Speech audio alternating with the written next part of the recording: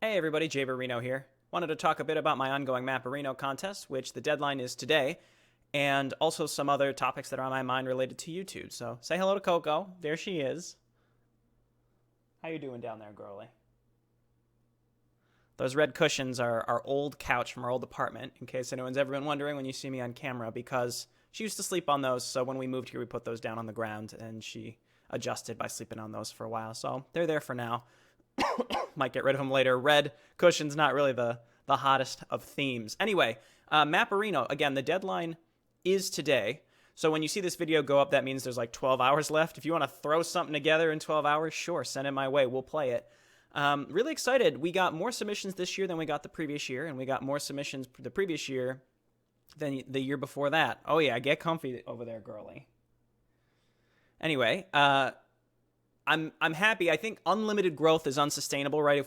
If we Deltron and I run this contest every year, I don't expect more entries every year over every year over every year, but to have this kind of around 20 number is really excellent. So I'm coming up on American Thanksgiving, which I travel for, and then I'm traveling for work, and then Christmas, and then I'm taking a vacation right after Christmas in early 2020. So I'm going to be focused on playing those Maporino submissions this weekend before leaving for Thanksgiving travel, and then the week after Thanksgiving before I leave for another trip.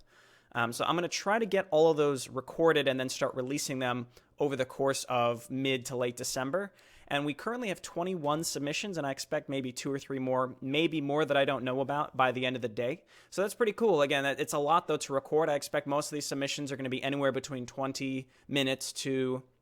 Well, we put in the guidelines that we would play for approximately an hour to an hour and 10 minutes. And if, depending on where the map is at that point, we might go ahead and stop, because some maps that we've gotten in the past are really open-ended, and some are just flat out really long. So we might go ahead and cap the amount of time we spend on a specific map in particular, just for timing, because again, there's so many submissions. We want to make sure that we're able to play them all and start releasing videos in a relatively short order.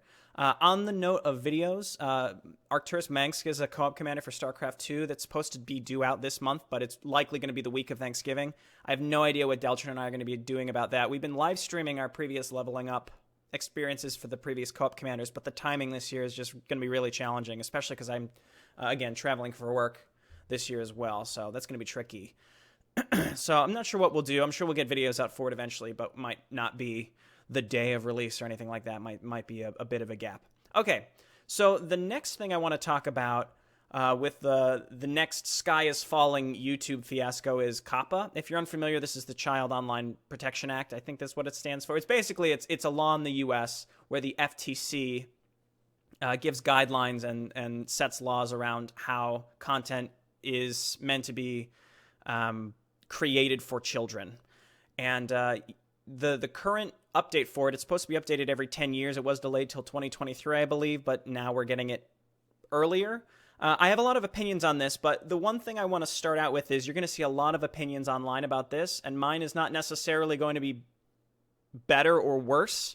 It's what I want to touch on, though, is you're going to get this opinion that, again, the sky is falling, especially from larger YouTubers who have a lot more to lose than me.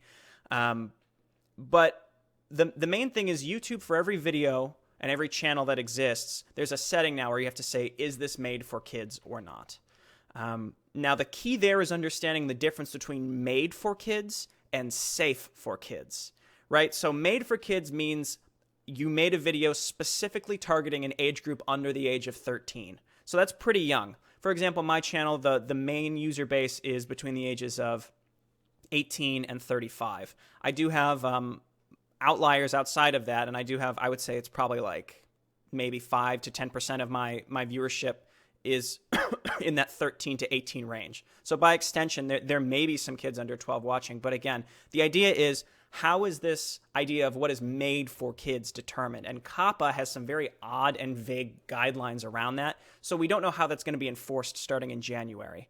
So the idea is, if I set a video as, this video was not made for kids, again, I may consider it safe for kids to see, but the idea is my target audience, I did not make this video with the intention of marketing it explicitly to children under the age of 13. That is what this law is pertaining to. So again, the language is very vague, and there are fines going out that supposedly they will be targeting content creators specifically, not just the hosting platforms such as YouTube, Google, etc.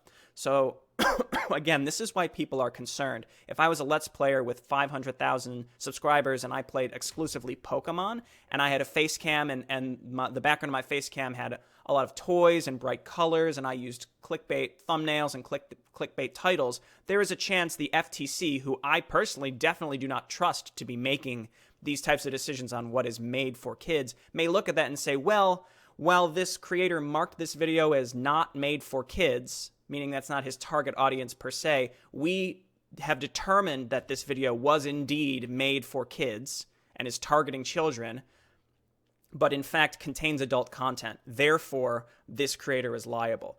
Understand that that is a very scary situation, but I also want to kind of clarify what this could mean.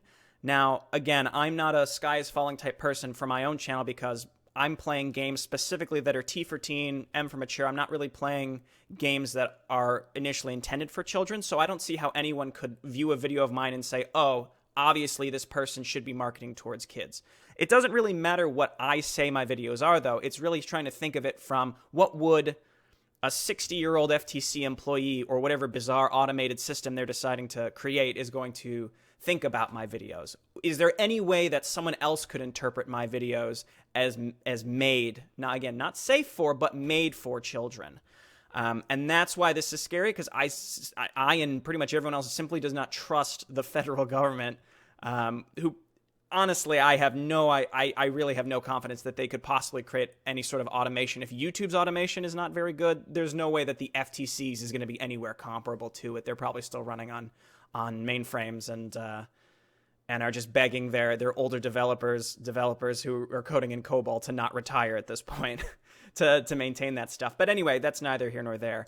Again, I can say that my videos are not meant for kids, but I think there's empirical evidence, one, that my channel analytics tell me that I have a very, very low viewing demographic of people below the age of 18 in the first place. It gets exponentially smaller when you go below the age of 18, implying that it's going to get even smaller under the age of 13. So they may just look at that and say, okay, we have a lot of channels that have a huge 13 to 17 viewing group, and if we extrapolate that, what does that say about people under the age of 13? And that's probably what they're going to be using. So I'm not concerned, and I think a lot of people on YouTube, especially smaller creators who have virtually no content and no viewers, not throwing shade there, I'm just saying, some of these people interpret these types of big rules that are just going to immediately wipe them out. Because it's unfortunate. I don't mean this, again, disparagingly, but if you're in that situation, this is not about you.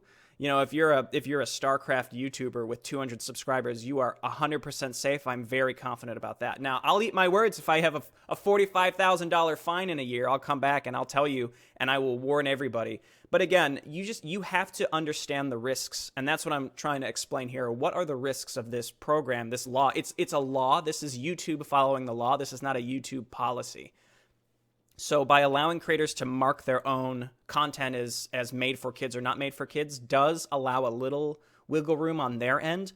But again, the FTC outright in a press conference was asked, will content creators, not just YouTube and Google, be held responsible? And they said, yes, we will comb through the 220,000 whatever channels, and they claim they have a system to do that, which I do not believe, but regardless, they're probably working closely with YouTube, who will provide them information. Channels at risk, again, toy unboxing, something where, again, the target audience could be easily interpreted as children, but in fact, to say that person, there's violence in the video, or there's...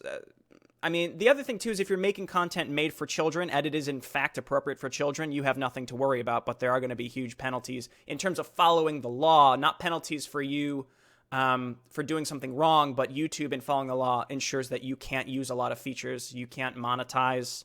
Oh, you can monetize, but you won't get personalized ads, which I agree with. I don't think children under the age of 12 should be getting personalized ads. So that makes sense. But how are they going to enforce all this? I don't know. Again, like a toy unboxing video made for children, if for whatever reason you do something within that video that is not considered children-esque content, like those old videos where people were, dressing up superheroes and doing lewd acts and stuff like that, that's the exact target for this sort of thing, where it's marketed towards children to get children to click on the thumbnail, and then the actual content within it is manipulative in some way or is adult oriented. Again, though, I don't necessarily trust the FTC to make those distinctions. What also interests me is how this is going to affect not just YouTube, because for me, I'm on YouTube, that's why I'm talking about YouTube, but think of like Blizzard.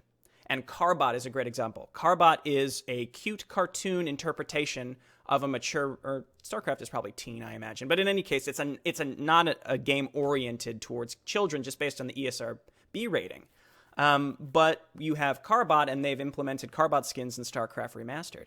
So could the FTC go to Blizzard and say, well, you're claiming that this isn't for kids, but you're doing something that's clearly marketed towards children because it's animated and cute. And that's why I don't trust the FTC, again, because Carbot I wouldn't say it's oriented towards children, but it can certainly be, interpreted that way by certain disconnected individuals. This is just online culture. People misspell things on purpose because it's cute. This is just adults acting like children, and that's just online culture. People enjoying an animated version of an adult-themed game because they think it's cute and it makes them smile and it's fun. And now those are adults who are doing those things, and it's not necessarily angled towards children. So this is a complex problem. So I want to be clear that I'm not defending the FTC. I'm not defending YouTube per se. YouTube is just following. I will defend YouTube because I guarantee, hate this, but they have no choice. It's the law. They already have enough shit on their plate with weird decisions they make with their own platform. But I want to be clear in really just explaining why this is the way it is. It is bizarre in some degrees, but makes sense to me in others. Again, I understand why COPPA exists. I don't think children should be getting targeted advertisements. I think that's I don't want anybody necessarily to get targeted advertisements, just because it's manipulative and it can change the way you think, not just in terms of product placement, but any sort of targeted manipulative resources that are getting sent your way when you don't realize who's sending them your way can absolutely alter your worldview, your opinions, your purchasing decisions, et cetera, et cetera. So there's a lot behind this that I get, especially for kids. I'd like to see this extended to like loot boxes, just gambling in general. Loot boxes are gambling. It's real money, and there's no federal regulations around that to ensure that children are not doing it. I think that's a big deal as well. So again, I understand, and that's the key to this too. You can get flustered and upset and frustrated, great, but it's also it's key to understand why this stuff happens and what the driver is. And that's not to say that they're enforcing it properly and that they're legislating around it properly, but it's key to understand the underlying factors. So I just want to be clear about that. So hopefully this was a nice explanation of COPPA. Again, and I just want to be clear on the distinct difference between made for kids versus safe for kids. If you believe your content really could not be interpreted as made for kids, meaning your target audience, especially when YouTube gives empirical viewership evidence that your viewership is not under the age of 13, you will be safe. But again, it never hurts to be risk averse, I suppose. I'm not saying you will be safe, believe me, and if I'm wrong, then you can come and sue me. That's not what I'm saying. I'm giving you, again, advice around risk aversion. If you are playing a game that is T for teen or M for mature, the onus in theory would be on Blizzard for making a game that could appeal to children, but that is also being extended to accountability on the content creator's side. So you have to make this decision for yourself. Do not look to other YouTubers or me to make a decision for you if you're making videos. It's really interesting. We'll see what happens in January. I feel confident about my own situation. I'm not going to change anything. I've said for years, not that the FTC would take this into account, but my target audience is not children. That's not to say children don't necessarily watch. I don't have any way to stop them from watching. But I'll mark my videos as not marketed or advertised towards children, and it's mostly like an all ages type thing. 13 plus is pretty clear. I use casual foul language sometimes, and that's simply, I think, the case for most YouTubers, and that's why people are afraid. They're afraid if they continue to curse, then they're going to get blown up and fined by the FTC. Again, you also have to think realistically on how the FTC could realistically enforce this. And the only way they could do it is use an automated system that likely just looks empirically at your viewership data. So if you are on a channel that has a high 13 to 17 viewership data that you can see in your analytics page, then yes, you should be concerned. But if not, there's really no point, because you can empirically prove that your audience is not being shoved in the faces of people under 13. And that's key. So again, nothing's 100%, but I want to be clear about the different factors around this, the fundamental causes that are driving this, why I think it's wrong the way they're implementing it, because it's arbitrary and they were not clear enough on how they're going to decide what they deem as appropriate / made for kids versus how creators decide what is made for kids. But again, it's all around how you market your channel and things like that. So I gave some examples on of folks that I do think are at risk. If you're playing E for Everyone games, you have a general personality that, again, appeals more to children than adults, just sort of in terms of like a maturity level, then you might be at risk. That I will definitely say. You're definitely more at risk than someone like me, who I think try to be fairly neutral. I try not to do many childlike things. I really can't speak for myself. That's for other people to decide. But I don't think I present myself that way, so I would say I'm relatively safe. Okay, so I've talked in circles around this forever, but I just wanted to clarify some stuff, because again, it's the typical everything's coming to crashing down around us. How dare YouTube do this? And honestly, YouTube is a bigger victim than pretty much all of us. In a way, this is a tangent, but in a way, I kind of enjoy seeing more accountability brought upon content creators, because anonymity online in general, along with the idea of you can just have the world as your audience, I prefer to see more accountability around what people say. And this has nothing to do with freedom of speech per se. This is just about making people think more about the shit that comes out of their mouth. I think that's absolutely key online. A lot of people forget that you have an audience, or simply being on a forum, you're talking to other human beings. These are real people that are very easily depersonalized, and it's simply the anonymity effect, and anything that counteracts that I see as positive to an extent. Now, speaking of the First Amendment, I am not a lawyer, and this is totally a random shower thought, but is this not First Amendment related? This is the FTC, the federal government, coming in and saying you cannot say something because we deem it inappropriate for children. We will fine you for it. Legally, is there a law against showing a picture to a child of war and violence? Is that against the law? Is that within my First Amendment rights? Obviously, it's morally and ethically wrong. I wouldn't do that. But I'm saying legally, is it not against the First Amendment to do that? Or this is the FTC coming in and saying, well, your First Amendment rights are restricted because we deem something unfit for children. That's an interesting thought. Again, I'm not an edgy First Amendment thumper. Like, I understand what the First Amendment is, and a lot of the times people who complain about it, that and censorship, clearly have no understanding of what the First Amendment actually is, or they're simply arguing in bad faith. But regardless of that, I don't know, I find it an interesting topic, because I realize the government is restricting what you can say in certain circumstances. I mean, unless it's being classified as hate speech or harassment, something that is illegal, I guess that would be how they would have to classify it as a specific type of speech that is in fact restricted in that way. I'm not sure. I don't know. Leave your thoughts below. This is a very interesting topic. I see it less concerning and more just interesting, only because I don't feel like I'm really at risk, and I don't think the world has much to lose if people if I had to shut my YouTube channel down because of the law, even if I don't agree with it, it's not like the world's gonna end, all right? Your life ain't changing that much. You'll find someone else to watch who maybe is more obviously geared towards adults. I don't know. The point is, like, the world collectively is not losing a bunch if some channels that are too childish get taken off. I mean, that's callous of me to say, because these are people's livelihoods, but I also would never argue that someone should angle towards making a livelihood off making videos on YouTube in the first place. Again, callous of me to say, but it's my honest opinion. I think that was just a bad choice in the first place. That's neither here nor there. I will say that again. So, yeah, leave your thoughts. Leave your outrage below on why you think this is bullshit, and I'll talk to everyone next time. Bye now.